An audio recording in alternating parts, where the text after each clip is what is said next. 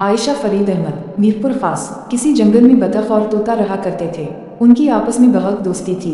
पूरे जंगल के जानवर उनकी दोस्ती को रश्क की निगाह से देखते थे।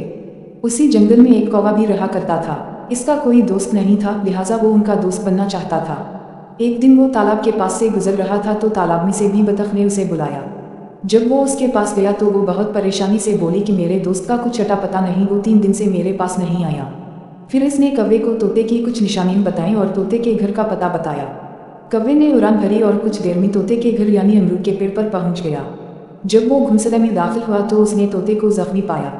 तोते ने बताया कि जब वो खाना लेकर घर वापस आ रहा था तो एक चील ने इस पर बुरी तरह हमला कर दिया और वो बड़ी मुश्किल से जान बचा कर आया।